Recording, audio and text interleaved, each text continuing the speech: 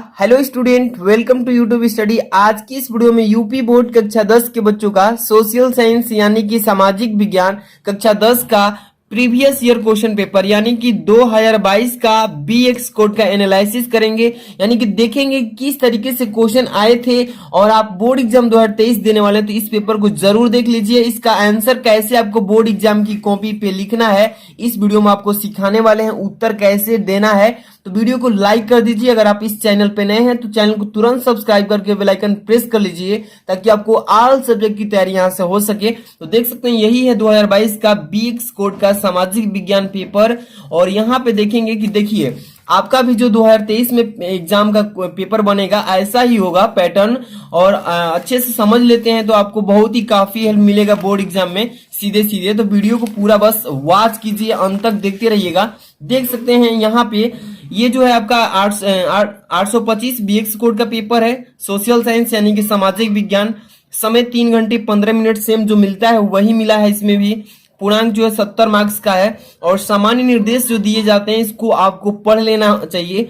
इसी निर्देश के अकॉर्डिंग आप इस पेपर को हल करेंगे। तो सबसे पहले नंबर यहाँ पे दिया है कि प्रारंभ के 15 मिनट परीक्षार्थियों को प्रश्न पत्र पढ़ने के लिए दिया गया है, इसलिए यहाँ पे 3 घंटे 15 मिनट मिलता है।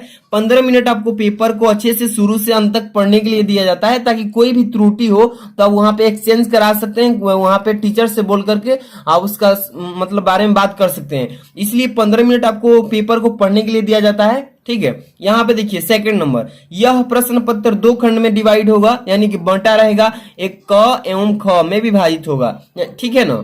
प्रत्येक खंड के सभी प्रश्नों को एक साथ हल करना आवश्यक है। यानी कहने का मतलब जो भी खंड कर रहे हैं, क कर रहे हैं तो क का पूरा खंड आप सोल्यूशन उसी खंड में दे दीजिए। यदि ख कर रहे हैं तो ख वाले क्वेश्चंस को ख में दीजिएगा। अभी हम सिखाएंगे कैसे कॉपी को लिखना है, तो पूरा देख लीजिए वीडियो को। प्रत्येक खंड का उत्तर नए पृष्ठ से प्रारंभ करें, यानी कि क वाले कर रहे हैं तो नया पृष्ठ से कीजिए, ख वाले भी कर रहे हैं तो नया पृष्ठ से। कैसे करना है चीजें सिखाएंगे। थर्ड नंबर, प्रत्येक प्रश्न के लिए निर्धारित अंक उसके सम्मुख दिए गए हैं, यानी कि कौन सा प्रश्न कितने नंबर का है उसके सामने लिखा गया है। फोर्थ नंबर, प्रश्न पत्र में 4 प्रकार के प्रश्न दिए गए हैं। फर्स्ट नंबर, बहुविकल्पीय यानी कि बहुविकल्पीय प्रश्न रहेंगे। प्रश्न दिया रहेगा, 4 ऑप्शंस रहेंगे, वो वाला क्वेश्चन कह रहा है। यहाँ पे देखिए अति लघु उत्तरीय प्रश्न यानी कि छोटा सा प्रश्न पूछेगा, उसका जवाब एक लाइन में देना होता है। यहाँ पे लघु उत्तरीय प्रश्न उससे थोड़ा सा बड़ा। यहाँ पे दीर्घ उत्तरीय प्रश्न भी आते हैं। अब जिनके संबंध में निर्देश उनके प्रारंभ में भी दिए गए हैं। ठीक है, अभी आगे पढ़ेंगे ना तो सब कुछ समझ में आएगा। 5 नंबर, क तथा ख खंडों हेतु दिए गए मानचित्रों को उत्तर पुस्तिका में मजबूती के साथ संलग्न करना आवश्यक है। यानी कि देखिए 14 नंबर क्वेश्चन और 28 नंबर जो क्वेश्चन आता है खंड क और ख से मिलकर, ये मानचित्र से रिलेटेड आता है और इसको कैसे भरना है ये भी चीजें हम सिखाएंगे। यहाँ पे देखिए 6 नंबर, दृष्टिबाधित परीक्षार्थियों के लिए मानचित्र कार्य के स्थान पर अलग से खंड क के में प्रश्न संख्या 14 तथा खंड ख में प्रश्न संख्या 28 के उत्तर लिखने के लिए दिए गए हैं। ठीक है, जो जिसको दृष्टिबाधित है, मैप समझ में नहीं आता, दिखाई नहीं पड़ता, उन लोगों के लिए कुछ अलग ही प्रकार के क्वेश्चन दिए गए हैं। तो चलिए अब स्टार्ट करते हैं। सबसे फर्स्ट नंबर आपका खंड स्टार्ट होगा यहाँ से। तो देख सकते हैं खंड क है, ठीक है ना। तो खंड क को कैसे कॉपी में भी लिखना है ये चीजें सिखाएंगे। बहुविकल्पीय प्रश्न मिलेंगे खंड क से। यहाँ पे निर्देश भी दिए गए हैं कि निम्नलिखित विकल्पों में से सही उत्तर चुनकर उसे अपनी उत्तर पुस्तिका में लिखना होता है। ठीक है, जैसे कि यहाँ पे देखिए 1 2 3, यहाँ पे देखिए 4 5 6, यानी कि आपको 6 बहुविकल्पीय क्वेश्चन मिलेंगे जो कि 6 नंबर यहाँ से ऑब्जेक्टिव से प्राप्त हो जाएंगे। तो चलिए सबसे फर्स्ट नंबर की बात करूं तो यहाँ पे आप देख सकते हैं फर्स्ट नंबर लिखा है यहाँ पे क्वेश्चन कि संयुक्त राष्ट्र संघ की स्थापना कब हुई थी। यहाँ पे 4 ऑप्शन से अवेलेबल है, आप लोग इसको देखेंगे कि कौन सा 1945 में हुआ था, 1920 में हुआ था, या 1942 में, या 1947 में। तो आप सभी जानते हैं कि संयुक्त राष्ट्र संघ की स्थापना जब हुई थी तो उस समय 1945 चल रहा था। यानी कि फर्स्ट नंबर यानी ऑ नंबर ऑप्शन है ये सही है।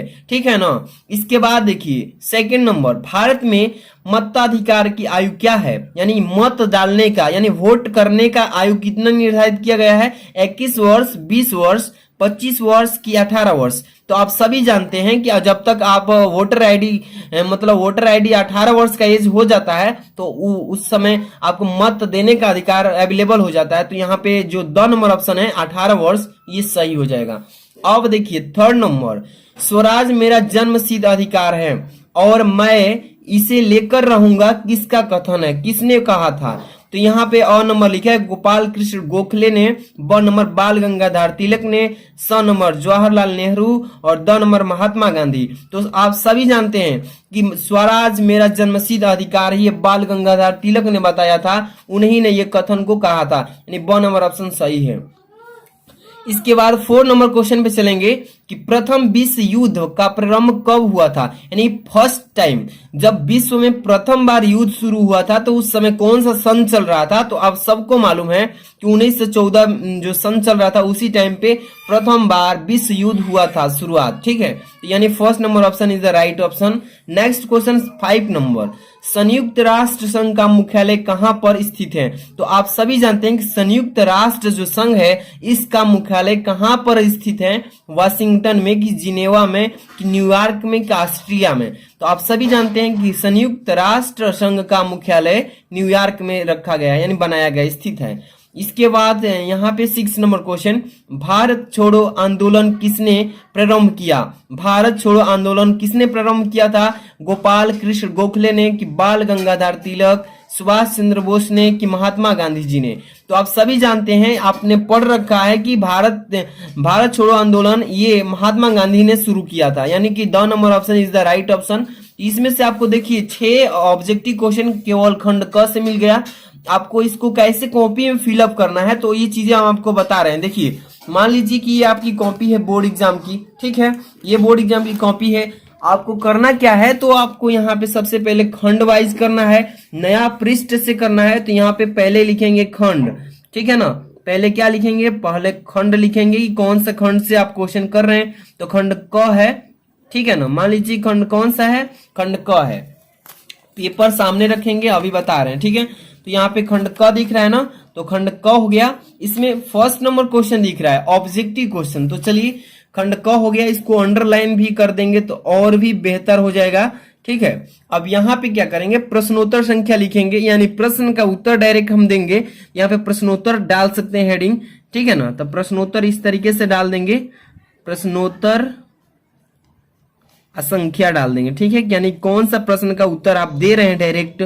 तो यहाँ प्रश्नोत्तर संख्या फर्स्ट नंबर कर रहे हैं ना, तो फर्स्ट नंबर इस तरीके से अंडरलाइन भी कर सकते हैं अगर टाइम मिलता है तो, और नहीं टाइम मिलता है तो कोई बात नहीं है, इस तरीके से लिख देंगे। अब जवाब कौन सा देना है इसमें से, तो देखिए इसमें कौन ऑप्शन सही है आपका, तो यहाँ पे देखिएगा फर्स्ट नंबर संयुक्त राष्ट्र की संघ की स्थापना 1945 में हुई थी ना, अ नंबर ऑप्शन है और अ नंबर ऑप्शन 1945 से। तो यहाँ पे लिख लेंगे, क्या लिखेंगे, और डाल देंगे इस तरीके से, थोड़ा पेनवा नहीं चल रही है, ठीक है, तो और इस तरीके से डाल लेंगे। और ब्लू से इसको लिखना है, तो ये चल नहीं रही थी तो इसको चेंज कर दिया हूं, और डाल के 1945 लिख देंगे, 1945 में, ठीक है। इस तरीके से डाल लेना है। सभी प्रश्न जितने भी ऑब्जेक्टिव क्वेश्चंस हैं बहुविकल्पीय, सभी 6 का 6 ऐसे ही प्रश्नोत्तर संख्या डालेंगे, प्रश्नोत्तर संख्या दूसरा, प्रश्नोत्तर संख्या तीसरा, और जौन सा ऑप्शन सही है उसको लिख डालना है, ठीक है। तो ये हो गया आपका ऑब्जेक्टिव क्वेश्चंस। तो आपको तैयारी ऑब्जेक्टिव भी कराते चल रहे हैं। अब यहाँ पे चलेंगे, देखेंगे क्वेश्चन नंबर 7। ये क्वेश्चन अति लघुत्तरीय प्रश्न से उठाए गए हैं। 7 नंबर, 2 अक्टूबर को जन्म लेने वाले किन्हीं 2 प्रसिद्ध भारतीयों के नाम लिखिएगा। ये क्वेश्चन देखिए, 2 अक्टूबर को किन किन महान जो हमारे देश के नेता हैं, कौन कौन से नेता का जन्म हुआ था। तो एक तो हो जाएंगे हमारे महात्मा गांधी, जो कि राष्ट्रीय पर्व के रूप में भी मनाया जाता है उनका डेट ऑफ बर्थ, जन्मदिन को। तो 2 अक्टूबर को महात्मा गांधी का जन्म हुआ था। लाल बहादुर शास्त्री हो जाएंगे, तो 2 ही पूछा है, यहाँ पे दोनों का नाम बता देंगे, ठीक है। अब यहाँ पे 8 नंबर देखिए, फ्रांस की क्रांति से संबंधित किन्हीं 2 दार्शनिकों के नाम लिखिए। इसके बारे में हम आपको चर्चा करेंगे। 9th नंबर क्वेश्चन, संघीय शासन व्यवस्था की कोई 2 प्रमुख विशेषताएं बताइए। इस तरीके से 3 क्वेश्चंस केवल अति लघुत्तरीय से पूछे जाएंगे। अब देखिए लघु उत्तरीय प्रश्न आएगा। यहाँ पे 10 नंबर क्वेश्चन, भारत राष्ट्रीय आंदोलन में भाग लेने वाले किन्हीं 3 नेताओं के नाम बताइएगा। यहाँ पे अगर वो क्वेश्चन नहीं आता है तो अथवा में अवेलेबल है कि प्रथम स्वतंत्रता संग्राम की असफलता के लिए उत्तरदायी कोई 3 कारण लिखिएगा। ठीक है। 11 नंबर भी क्वेश्चन देखिए कि सांप्रदायिकता को दूर करने के लिए किन्हीं 3 उपायों का वर्णन कीजिए। अथवा में भी क्वेश्चन अवेलेबल है, महात्मा गांधी द्वारा चलाए गए किन्हीं 3 आंदोलनों के नाम लिखिएगा। तो इस तरीके से क्वेश्चन पेपर बनते हैं और आपका भी पेपर ऐसा ही आएगा अगर आप बोर्ड एग्जाम 2023 देने वाले हैं। ठीक है। क्वेश्चन नंबर आप देखिए स्टार्ट होता है दीर्घ उत्तरीय से, और यहाँ से क्वेश्चन थोड़ा बड़ा बड़ा आता है पेपर में। एक ही क्वेश्चन करना होता है जो कि 12 नंबर से कीजिए, 13 नंबर से। यहाँ पे 6 नंबर का क्वेश्चन आएगा, 2 क्वेश्चन सेलेक्ट किए जाएंगे। देखिए 12 नंबर, भारतीय लोकतंत्र के समक्ष कौन कौन सी प्रमुख चुनौतियां हैं उसको वर्णन कीजिएगा। या ये क्वेश्चन नहीं याद है तो नीचे अथवा में दिया है कि भारत में किस तरह की जातिगत असमानताएं आज भी व्याप्त हैं, तो ये लिखिएगा। और 13 नंबर, भारत राष्ट्रीय कांग्रेस की स्थापना कब हुई थी, उसके उद्देश्य क्या थे, ये बताइए। वर्णन करना है, इसको 6 नंबर प्राप्त करना है तो पूरा लिखना पड़ेगा। अथवा में भी दिया कि राष्ट्रवाद से क्या तात्पर्य, यानी राष्ट्रवाद किसे कहते हैं। यूरोप में राष्ट्रवाद के उदय होने में कौन सी परिस्थितियां सहायक हुई, ये चीजें को वर्णन करना है। अब देखिए मानचित्र से संबंधित प्रश्न मैं बोल रहा था 14 नंबर, यही है क्वेश्चन। मानचित्र कार्य, निम्नलिखित स्थलों में भारत के दिए गए रेखा मानचित्र में इस चिन्ह के द्वारा, जो बिंदु आकार का चिन्ह दिया है, इस चिन्ह द्वारा नाम सहित दर्शाना है। नाम भी लिखना है, चिन्ह भी दर्शाना है, और सही नाम तथा सही अंकलन के लिए हाफ नंबर दिए जाएंगे। आधा नंबर आपको चिन्ह बनाने पर, आधा नंबर नाम लिखने पर, यानी कि 1 नंबर एक क्वेश्चन पे बन रहा है, दिख रहा है ना। तो इस तरीके से क्वेश्चन बनेंगे कि वह स्थान जहां जालियांवाला बाग का हत्याकांड हुआ, वह स्थान जहां पर उत्तर प्रदेश की राजधानी स्थित है। इसी तरीके से आपको मानचित्र से रिलेटेड क्वेश्चन बने हुए हैं। ठीक है, 14 नंबर क्वेश्चन है। इसके बाद यहाँ पे देखिए जो दृष्टिबाधित परीक्षार्थी हैं उसके लिए अलग से क्वेश्चन दिए गए हैं, ये नीचे वाला है ना। अब यहां से हम आगे थोड़ा चलेंगे। मानचित्र से रिलेटेड आपको वीडियो बहुत सारी मैंने बना रखा है, और कहते हैं तो इस पेपर का पूरा सलूशन एक बोर्ड एग्जाम की कॉपी पे सलूशन करके पीडीएफ सहित आपको प्रोवाइड कर देंगे। इसके लिए आपको क्या करना होगा कि चैनल को सब्सक्राइब करके और कमेंट बॉक्स में जाकर कमेंट करना होगा सर इसका पूरा सलूशन पीडीएफ के थ्रू हमको प्रोवाइड कीजिए, कर देंगे। यहाँ पे देखिए खंड ख स्टार्ट हो रहा है, तो अब बोले थे ना कि जो भी खंड करना है वो नए पृष्ठ से आपको करना होगा, तो इसीलिए मैं बोल रहा था। देखिए अब मान लीजिए कि पेज कर रहे हैं और आपका पूरा कंप्लीट हो गया खंड क का पूरा आधा पेज में ही, तो इस पेज पर नहीं करना है, इस पेज को पूरा छोड़ देना है और नया पृष्ठ लेना है आपको, अगला पेज, और इस पर आपको खंड वाइज क्वेश्चन स्टार्ट करना है। जैसे खंड यहाँ पे लिखेंगे, क्या लिखना है कि खंड ख। अब आपको खंड क समाप्त हो गया है ना, तो यहाँ पे लिखेंगे खंड ख। अब यहाँ से प्रश्नोत्तर संख्या भी डालेंगे, ठीक है ना। प्रश्नोत्तर संख्या इस तरीके से आपको अच्छे से डालना है। प्रश्नोत्तर संख्या कौन सा है, तो आपको यहाँ पे खंड ख में देख लेते हैं, यहाँ से 15 नंबर से है ना, 15 नंबर, तो यहाँ पे 15 नंबर लिख लेंगे। ठीक है, इसको अंडरलाइन थोड़ा सा कर देना है, अंडरलाइन हो गया ना। अब चलिए क्वेश्चन पर हम लेकर चलते हैं, आपको थोड़ा समझाने की कोशिश कर रहे हैं ताकि अच्छे समझ में आ जाए। यहाँ पे लिखा है निर्देश कि निम्नलिखित विकल्पों में से सही उत्तर चुनकर उसे अपनी उत्तर पुस्तिका में लिखिए। यानी कि देखिए 50 नंबर क्वेश्चन क्या लिखा है कि कर्तन दहन कृषि, जो कर्तन दहन कृषि है यानी कि झूम कृषि उसी को बोलते हैं, निम्नलिखित में से किस राज्य में पाई जाती है। उत्तर प्रदेश में, राजस्थान में, उत्तराखंड में, मिजोरम में। तो आप सभी को जानकारी होना चाहिए कि क्या होगा इसका करेक्ट आंसर। तो सभी लोग जानते हैं राजस्थान, ठीक है, क्या हो जाएगा, यानी कि 1 number option is the right option, Rajasthan में होती है। इसके बाद 16 नंबर, तो इसको पहले कॉपी में लिखना, तो आप सभी लोग जानते हैं, यहाँ पे हो जाएगा क्या, तब 1 नंबर ऑप्शन सही था ना, तब 1 नंबर ऐसे डाल लीजिएगा और यहाँ पे लिख दीजिएगा राजस्थान। राजस्थान कहाँ पे, राजस्थान में कर्तन दहन कृषि होती है, पाई जाती है। तो इस तरीके से ऑप्शंस लिख लेने हैं। इसके बाद हम चलते हैं थोड़ा सा आगे, क्वेश्चन 16 नंबर, निम्नलिखित में से कौन सा एक संभावी संसाधन है? संभावी संसाधन क्या मतलब? कोयला है कि पेट्रोलियम है, पवन ऊर्जा है कि बॉक्साइट है? तो आप सभी जानते हैं कि एक संभावी संसाधन वो है हमारा केवल पवन ऊर्जा ही, ठीक है ना। तो ये हो जाएगा 100 नंबर ऑप्शन। यहाँ पे देखिए 17 नंबर, मुंबई हाई प्रसिद्ध है। मुंबई हाई जो है ये प्रसिद्ध किस क्षेत्र के लिए है? पेट्रोलियम के लिए कि तांबा के लिए कि सौर ऊर्जा के लिए कि कोयले के लिए? ठीक है, तो पेट्रोलियम के लिए मुंबई हाई जो है फेमस है। इसके बाद 18 नंबर, निम्नलिखित में से कौन सी फसल मोटे अनाज के अंतर्गत सम्मिलित की जाती है? तो वो चना है, मूंगफली है कि ज्वार है कि मूंग है? तो आप सभी जानते हैं कि ज्वार के लिए फेमस है, ठीक है। इसके बाद अगला क्वेश्चन 19 नंबर, सामान्यतः किसी देश का विकास निम्नलिखित में से किस आधार पर निर्धारित किया जा सकता है कि उस देश में विकास हो पाएगा या नहीं?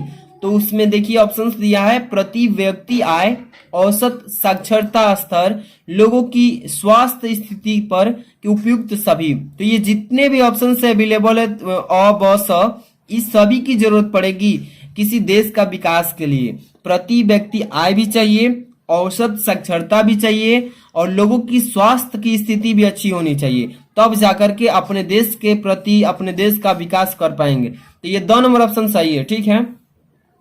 यहाँ पे 20 नंबर क्वेश्चन दिख रहा है, निम्नलिखित में से किस आधार पर सार्वजनिक और निजी क्षेत्रक विभाजित हो जाता है? रोजगार की शर्तें पर, आर्थिक गतिविधि के स्वभाव पर कि उद्यमों के स्वामित्व पर, उद्यमों में नियोजित श्रमिकों की संख्या पर? तो आप सभी लोग जानते हैं कि उद्यमों के स्वामित्व जो है इसी के आधार पर सार्वजनिक और निजी क्षेत्र का विभाजित किया जाता है, यानी कि 100 नंबर ऑप्शन सही है, ठीक है। तो टोटल आपके 6 खंड ख से 6 क्वेश्चन ऑब्जेक्टिव वाला आया था और ऐसा ही आपका 2023 में भी आएगा। तो टोटल आप समझ सकते हैं ना। थोड़ा सा मैं चीजें आपको समझा दूं कि खंड क से क से भी 6 बहुविकल्पी, ख से भी 6, टोटल कितने बहुविकल्पी? तो 12 नंबर के बहुविकल्पी आएंगे। और इसके बाद तो आप देख ही रहे हैं, अति लघु उत्तरी, दीर्घ उत्तरी सभी हैं इसमें। यहाँ पे देखिए, पुनः चक्रीय प्रकृति संसाधन किसे कहते हैं, किन्हें कहते हैं? कोई 2 उदाहरण बताइए। अर्थव्यवस्था के संगठित क्षेत्र में रोजगार की 2 विशेषता बताइए। अल्प रोजगार किसे कहते हैं? ये भी चीजें पूछा गया है। तो इसी तरीके से आपके क्वेश्चंस बने हुए हैं। 2022 के BX 325 BX कोड का पेपर है, तो आप सब लोग देख सकते हैं, ठीक है ना। और मानचित्र से रिलेटेड हम आप अगर कहते हैं तो अलग सी वीडियो प्रोवाइड करेंगे कि मानचित्र 10 नंबर का आता है, 14 नंबर का क्वेश्चन 5 नंबर का आएगा और 28 नंबर वाला भी क्वेश्चन 5 नंबर। टोटल 10 नंबर के दोनों खंड से मानचित्र से रिलेटेड क्वेश्चन आते हैं। इसका मैं वीडियो अलग ही बनाता हूं, ठीक है, ताकि आपको मानचित्र में कोई भी दिक्कत ना आए और आसानी से अच्छे से समझ सके। तो वीडियो को लाइक कीजिए, कमेंट कीजिए, इसका पूरा फुल सॉल्यूशन चाहिए। तो मिलते हैं नेक्स्ट वीडियो में। Thanks for watching.